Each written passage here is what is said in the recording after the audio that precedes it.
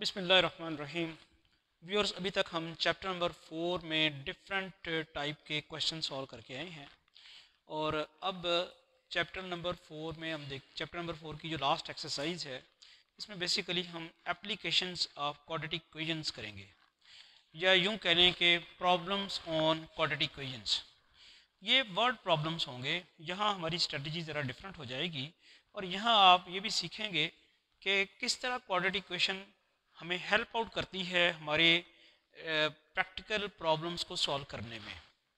तो जो इसका स्टार्ट है उसका कोई एक हम एग्जांपल करके देखते हैं। सिर्फ मैं आपको ये बता दूं कि यहाँ जो प्रॉब्लम होगा वो एक स्टेटमेंट होगी, वर्ड प्रॉब्लम होगा और उस वर्ड प्रॉब्लम में कुछ इन्फॉर्मेशन दी होगी।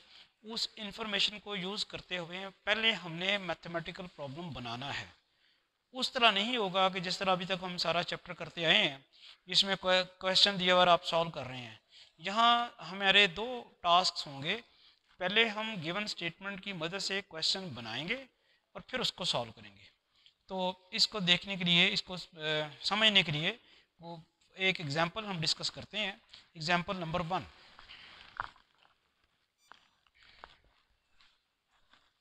जी देखें, एग्जांपल नंबर 1 में आपको मैथमेटिकल प्रॉब्लम नजर, मैथमेटिकल क्वेश्चन स्टेटमेंट, मैथमेटिक्स की स्टेटमेंट में क्वेश्चन दिया हुआ नज़र नहीं आता।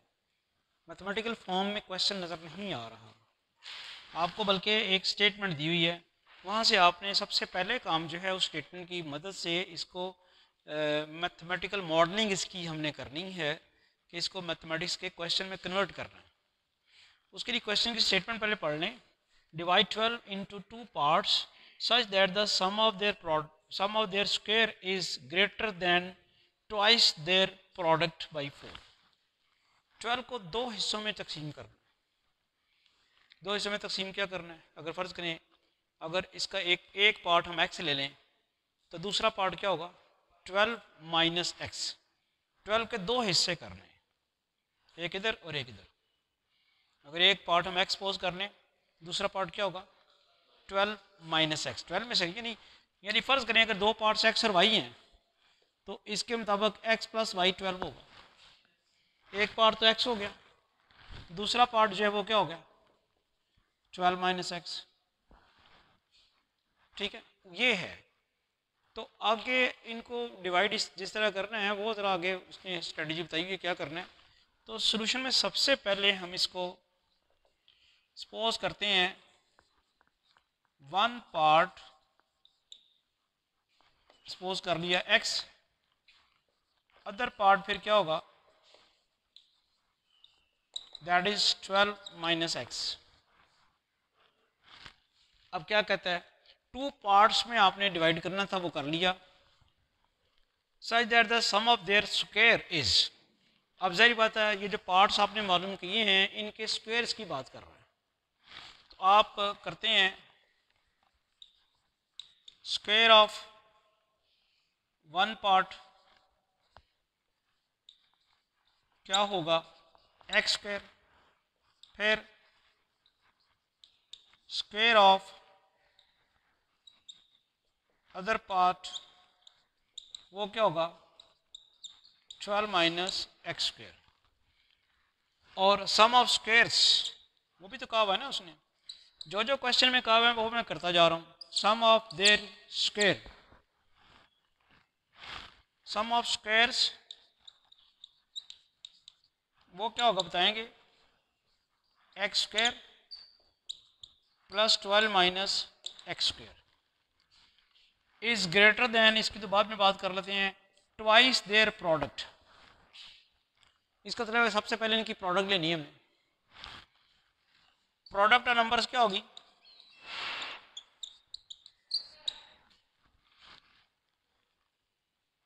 प्रोडक्ट ऑफ पार्ट्स क्या है जी? एक एक्स था, एक क्या था? 12 माइनस एक्स। इनकी प्रोडक्ट आ गई। फिर twice, twice of their product. जी बताएं कि क्या होगा? 2 इंटू एक्स,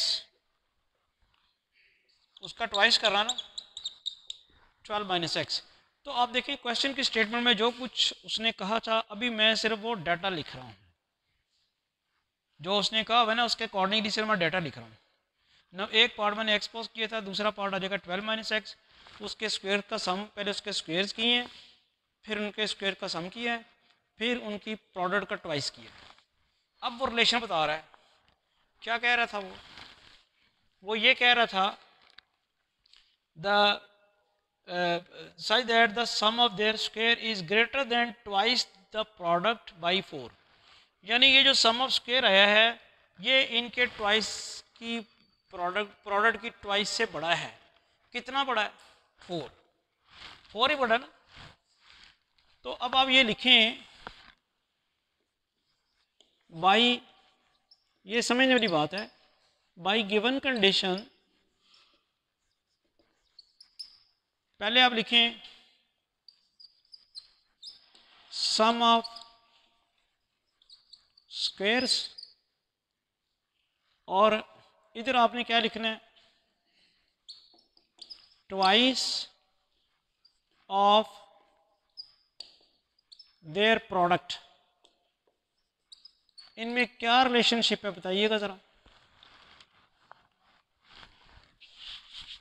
वो ये कह रहा था क्वेश्चन की स्टेटमेंट में कि अगर आप इनके स्क्वायर्स का सम करें तो वो उनकी प्रोडक्ट की ट्वाइस से कितना बड़ा होगा? 4।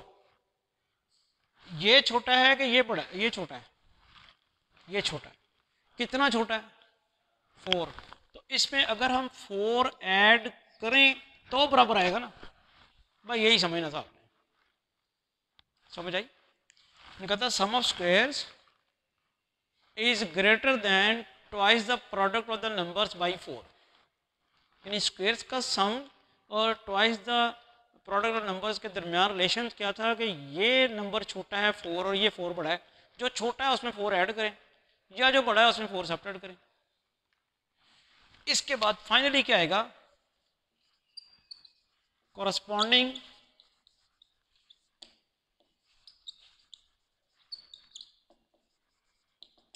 मैथमेटिकल इक्वेशन इज, जी बताएंगे क्या आएगा? सम ऑफ स्क्वायर्स क्या किया हुआ है?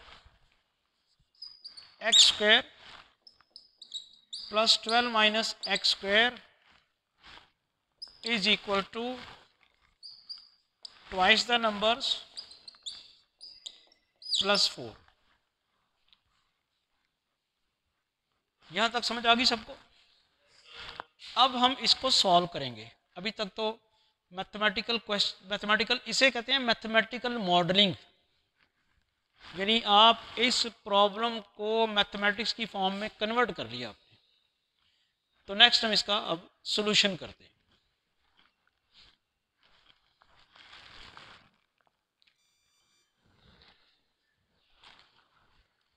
तो अब इस प्रॉब्लम की मैथमेटिकल मॉडलिंग करने के बाद, यानी इसको मैथमेटिक्स की फॉर्म में लिखने के बाद हम इस पोजीशन में हैं कि इसको सॉल्व कर सकें। तो चलते हैं इसके सॉल्यूशन की तरफ।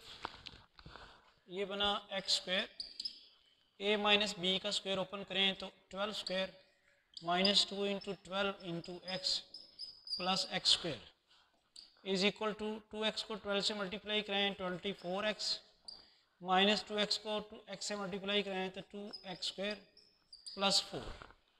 ठीक है जी, ये बनता है यहाँ पे ये वाला एक्स स्क्वायर और ये वाला एक्स स्क्वायर क्या बन जाएगा? 2x square plus 144, 12 into 2 minus 24x is equal to, यहाँ क्या होगा? 24x minus 2x square plus 4।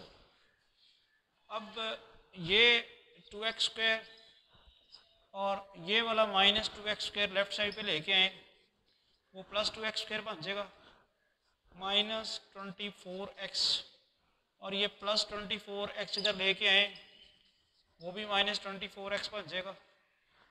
फिर ये है प्लस 144 और 4 इधर लेके आए तो minus 4 is equal to 0।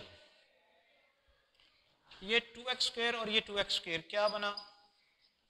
4x square minus 48x, ये माइनस 24, ये माइनस 24। ये क्या बनता है 140 इज इक्वल टू 0। अब इस सारे में आप देखते ये हैं 144 माइनस 4 किया तो 140 आ गया। सारे में आप देखते हैं कि 4 हम कॉमन ले सकते हैं, एक्स स्क्वायर माइनस 4 1 ज़ार 4, 4 2 ज़ार 8 माइनस यहाँ से आप देखें 4 3 ज़ार 12, बाकी 2 कैरी किया और 4 5 ज़ार 20, ये आ जाएगा 35। यहाँ से x square minus 12x minus 35 is equal to 0। अब 35 के फैक्टर्स बनते हैं x square minus 7x minus 5x minus 35 is equal to 0। इन दोनों में से x कॉमन निकाल लें, x माइनस 7, इन दोनों में से ये ज़रा देखें कि इसके जो फैक्टर्स हमने बनाए हैं वो ठीक नहीं बने। उसमें प्रॉब्लम ये है कि यहाँ मिस्टेक हमने कर दी, ये प्लस 35 है। अब ठीक है, यहाँ से माइनस एक्स कॉमन, यहाँ से क्या कॉमन आता है माइनस 5 कॉमन आता है, x minus 7 is equal to 0 रह जाता है। ये बात फिर देख रहे हैं सर आप कि ये 140 प्लस का था ना, तो 4 पे डिवाइड किया तो प्लस 35 आया, x square minus 12x plus 35, यहाँ रह गया x square minus 7x minus 5x plus 35 is equal to 0। दोनों में से x कॉमन आ गया, x कॉमन आने के बाद आपके पास रह गया x माइनस 7 माइनस 5 कॉमन आ गया, x minus 7 is equal to 0। इन दोनों में से x माइनस 7 कॉमन लें तो आता है x minus 5 into x minus 7 is equal to 0। ये आपके पास आ गया x minus 5 is equal to 0, x minus 7 is equal to 0। दो वैल्यूज आ गई हैं, एक x इज इक्वल टू 5 और एक x इज इक्वल टू 7। तो यही वो दो पार्ट्स हैं जो हमने फाइंड करने थे। क्या कहा था उसने? उसने कहा था 12 को दो पार्ट्स में डिवाइड करें, और आगे उसने कोई उनकी डिवाइड करने का बताया हुआ था कि किन कंडीशंस के तहत आपने डिवाइड करना है। क्या थी कंडीशंस? कि उन जो पार्ट्स हैं उनके स्क्वायर का सम उनके प्रोडक्ट के ट्वाइस से 4 ज़्यादा हो। अब करके देखिएगा ज़रा बुलाता है। आंसर वैसे आ चुका है, हमने आंसर मालूम कर लिया है। ये देखें ना, 7 प्लस 5 या 5 प्लस 7 क्या होगा? 12 भी होगा ना। अब वो जो काम कर रहा था, कह रहा था उनके स्क्वायर्स का सम ये कर लिया, क्या बनता है 25 प्लस 49 किसके इक्वल आता है? 25 प्लस 49 74। एक आंसर आ गया। ये हम चेक कर रहे हैं, ज़रूरत नहीं चेक करने की, सिर्फ आपको समझाने के लिए। और ट्वाइस ऑफ देयर प्रोडक्ट क्या बनी वो? 7 5 ज़ार 35। तो देखें एग्जैक्टली क्या हुआ, उनके स्क्वायर्स का जो सम है वो उनकी प्रोडक्ट के ट्वाइस से कितना ज़्यादा है? 4। एक आंसर 74 है, दूसरा आंसर 70 है। तो ये कंडीशन पूरी हो गई। यानी 12 को तो आप बड़े तरीकों से डिवाइड कर सकते थे। आप ये भी लिख सकते थे 1 प्लस 12, 1 प्लस 11, या 2 प्लस 10, या 3 प्लस आपके पास बन जाता 9। ये बहुत कुछ था, लेकिन वो बहुत कुछ लाने के लिए एक चीज़ यूनिक लानी थी जिसमें ये कंडीशंस पूरी होती। इस तरह से 12 को डिवाइड करना है कि उन जो हिस्सों में दो पार्ट्स में आपने डिवाइड करना है उनके स्क्वायर का सम जो है वो उनके प्रोडक्ट के ट्वाइस से 4 ज़्यादा हो। होपफुली आपको समझ आ गई होगी। तो इस एक्सरसाइज में एक्सरसाइज 4.10 जो हम स्टार्ट करेंगे, अभी तो स्टार्ट नहीं की है, एक एग्जाम्पल हमने उससे पहले सॉल्व किया है। इसमें सारे के सारे क्वेश्चन इसी तरह ही चलेंगे। क्या होगा? एक वर्ड प्रॉब्लम होगा, एक स्टेटमेंट होगी, उस स्टेटमेंट को लेके हमने सबसे पहले उसकी मैथमेटिकल मॉडलिंग करनी है। मैथमेटिकल मॉडलिंग के जो स्टेप्स हैं वो क्या है? पहले आप अज्यूम कर लेंगे जो चीज़ साबित करनी है, फिर जो उसने डाटा दिया हुआ है उस डाटा को यूज़ करते हुए आप मैथमेटिकल इक्वेशन बनाएंगे। जब मैथमेटिकल इक्वेशन बना लेंगे, वहाँ तक आने तक के हम सिलसिले को कहते हैं मैथमेटिकल मॉडलिंग। फिर इक्वेशन को सॉल्व करेंगे उन मेथड से जो ऑलरेडी हमें मेथड्स पता है। आज आप इतने रहने दें, इंशाल्लाह नेक्स्ट लेक्चर में हम एक्सरसाइज के क्वेश्चन सॉल्व करेंगे। Thank you.